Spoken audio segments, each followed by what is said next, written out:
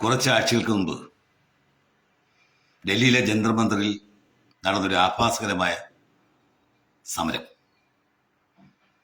സ്ത്രീകൾ അവരുടെ അടിവസ്ത്രങ്ങൾ പോലും ഉയർത്തി കാണിച്ച് നടത്തിയ സമരാഭാസം. ചില നരമ്പരോഗികളായ പുരുഷന്മാർ അവരുടെ ലൈംഗിക അവയവങ്ങൾ പ്രദർശിപ്പിച്ച് നടത്തിയ ആഭാസകരമായ സമരം. കേരളത്തിൽ നിന്ന് പോയൊരു അവതാരക പോലും മദ്യപിച്ച് കുഴഞ്ഞ് താളം ചവിട്ടി നടന്ന ഒരു സമരാഭാസം. ആ സമരാഭാസം ഇത് സമരാഭാസമാണ് എന്ന് പറഞ്ഞതിന്റെ പേരിൽ മാത്രം TG മോഹൻദാസ് എന്ന് പറയുന്ന പരിണതപ്രജ്ഞനായ മനുഷ്യനെതിരെ കേസെടുക്കാൻ കേരള പോലീസ് തയ്യാറായി. അതേ പോലീസാണിപ്പോൾ മറ്റൊരു കേസിന് മുമ്പിൽ, മറ്റൊരു കുറ്റകൃത്യത്തിന് മുമ്പിൽ തലതിരിച്ച് നിൽക്കുന്നത്. സണ്ണി കപ്പിക്കാട് എന്ന് പറയുന്ന ഒരു നികൃഷ്ടജീവി, അയാൾ ആക്ടിവിസ്റ്റാണെന്നാണ് പറയുന്നത്. പക്ഷെ അയാളുടെ തലച്ചോറിൽ മുഴുവൻ ജാതീയതയുടെ വിഷയത്തുകളാണ്. അയാൾ പറയുന്നത് അയാൾ ഒരു ക്രിസ്ത്യൻ മതവിശ്വാസിയാണ്. അയാൾ യോഗത്തിൽ നടത്തിയ പരാമർശം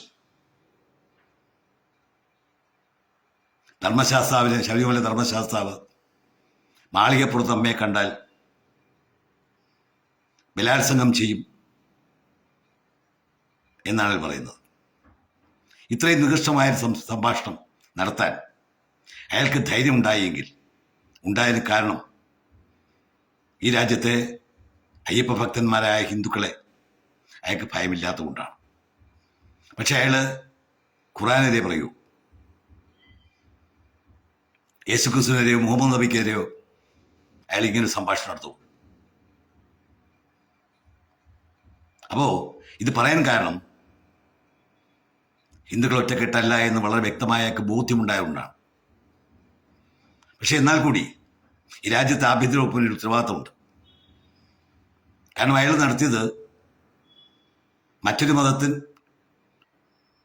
അവരുടെ മതവികാരം ഗുണപ്പെടുത്തത്തകയിലുള്ള സംഭാഷണമാണ്.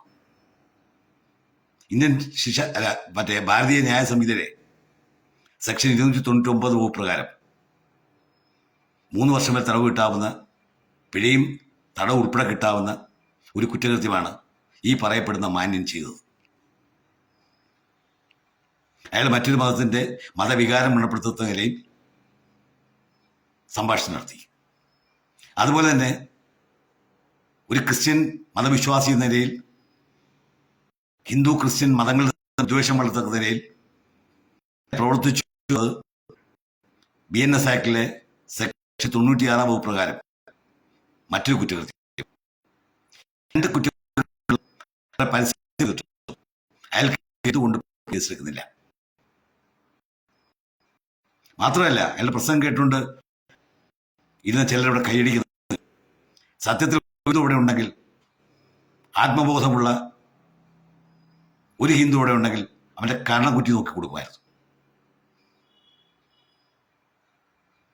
ഇനി മറ്റൊരു കാര്യം, ഇയാൾ ആർക്ക് വേണ്ടി, എന്തിനു വേണ്ടി ഇത് പറയുന്നു എന്നുള്ളൊരു ചോദ്യം ഇപ്പോൾ നമ്മുടെ മുമ്പിൽ നിൽക്കുന്നു. ഈ സണ്ണി കപ്പിക്കാട് എന്ന് പറയുന്ന വ്യക്തി,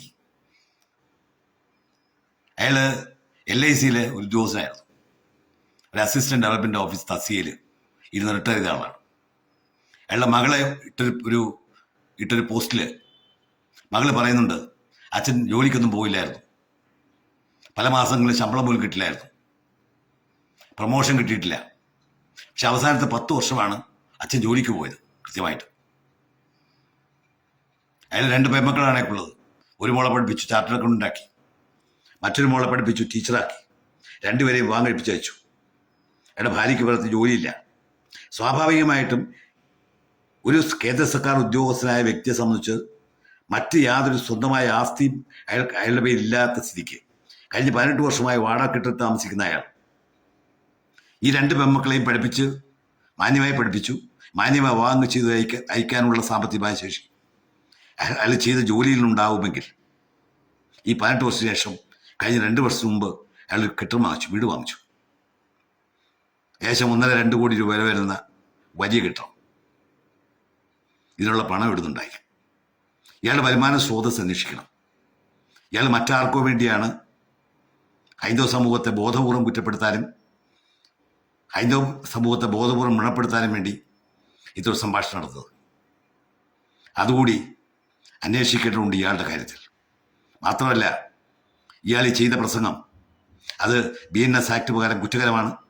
ആഭ്യന്തര വകുപ്പ് കേസെടുക്കുകയും വേണം.